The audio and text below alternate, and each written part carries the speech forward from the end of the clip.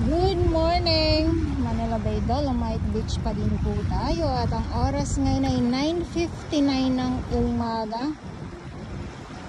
Tarigang araw at ito yung ating makikita. Ang ating mga kuyang MMDA. So tapos na po sila maglinis. At nung nakarang araw nga po, ang ating update dito ay isang katutak ng mga kalat. Talagang as in, tambak po talaga. Ngayon, eto na po ang ating Dolomite. Nasa 500 meters po tayo. Ayan o, 500 meters. Maraming salamat Manila Bay Warriors. Tulad nga po ng sinasabi ko araw-araw na pag madami po talaga ang maglilinis, masisimot po yung tambak ng mga kalat na makikita natin. Patulad kanina, nandito ang ating mga MMDA nga po at ang ating Stero Rangers. Dolitopad. Siyempre mag-alas 10 na din po. Parang ano lang, parang dinaanan lang po. Parang dinaanan lang po ng bagyo ang Dolomite Beach. Ayan. Dahil nga po sang katutak ng mga basura yung mga nandito nung nakarang araw na nakuhanan natin. Ngayon ay, ayan, nasimot po. Pero dito, meron pa din kailag-ilan gawa nga po ng malakas ang hangin at maalon. Ayan. Okay, so, ipakita ko lang po sa inyo yung mga nakolekta ng ating mga naglilinis ngayon dito sa Dolomite Beach. Ito lang po dito sa may side or dito sa may 500 meters ng Dolomite. Kasi nga iba yung nandoon na nakatambak malapit sa may exit or sa may entrance. Ito yung mga sako-sako na nakuha. Nahakot na po yung iba. Nahakot na yung ibang mga basura kasi mas maaga daw yung truck na dumating kanina. Yung truck ng Lionel ay naabutan ko, pero may mas nauna pa pala doon. Mga kahoy, may mga pako, delikado po ito, no? Dahil ay talaga naka-usli yung mga pako. Ito mga kahoy na to ay pwedeng gawing panggatong. Ang ating security guard, maraming salamat sa kanila dahil patuloy na nandito po yan sila nagbabantay sa Dolomite Beach at bawal dito exit. At syempre sa ating iba't ibang mga volunteers, maraming salamat din po.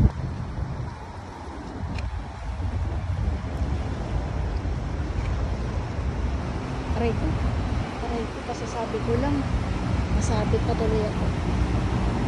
Okay, ito nga, ayan ha, ayan. Mamaya muli babalik yung truck na maghahakot ng mga basura nga po. At ito nga yung mga kahoy. At ito yung mga sako-sakong mga nandito ay hahakutin din naman po ito. Kasi pag hindi po ito nahakot, mangangamoy po ito. Ayan.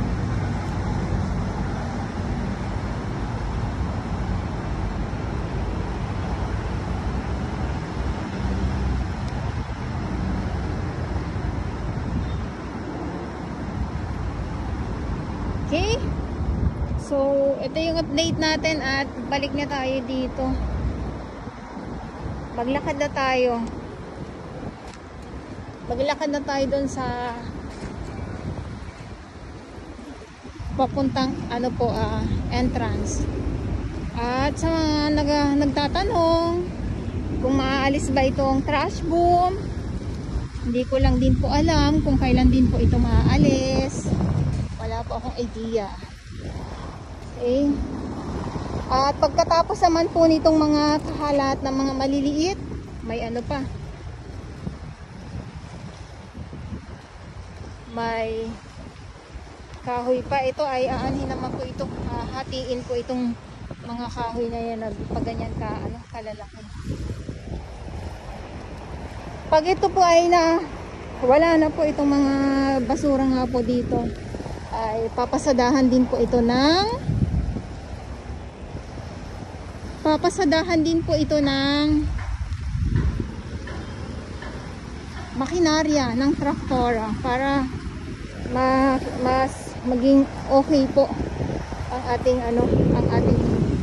Dolomite Beach po. Ayan.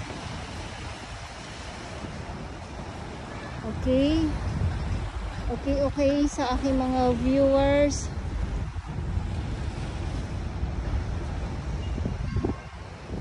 Sako-sako na lang yung mga nandito na hahakutin. Wala na yung sangkatutak na tambak na halat.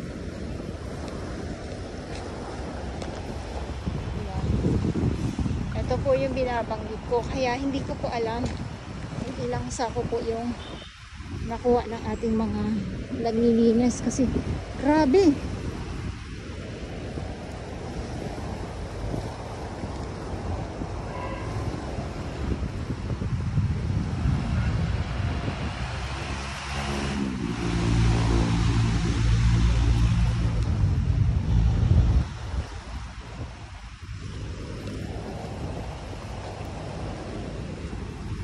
Ito po.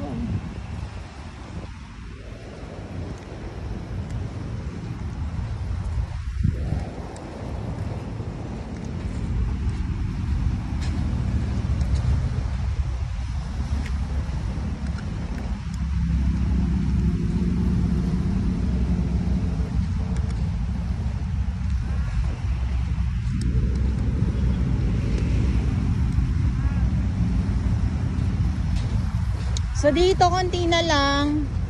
Ayan oh. Mga plastic na lang po ito. Hello po. Plastic.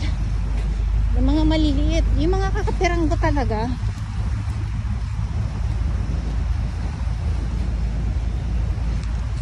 Yan po ang inaagad ng ating mga naglilinis. Kaya yung iba sinusukulay nila. Sinusukulay tapos winawalis po nila.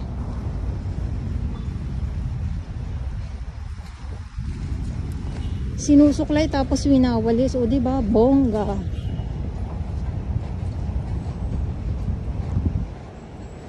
Yung payong ko.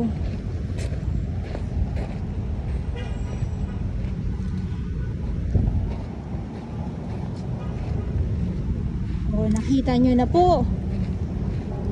Simula doon, ikot ko lang kayo ha.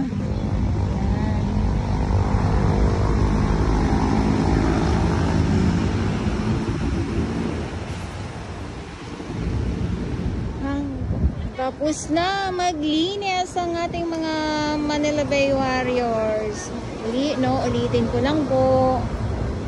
MMDA po yung mga nandito. Nandito tayo ngayon sa 500 meters ng Dolomite Beach. At ito yung mga nahakot nila.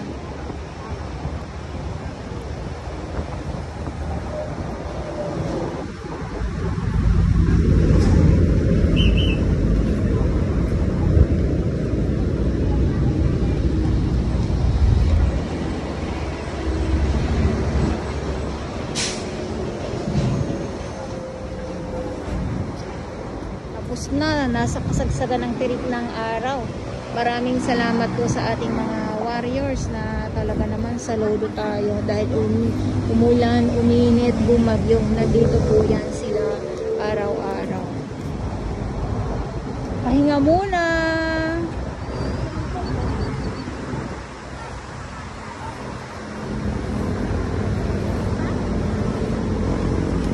At syempre yung ating mga security guard at mga kapulisan din po na nagbabantay dito sa Manila Bay Dolomite Beach po. Maraming salamat po sa inyong lahat.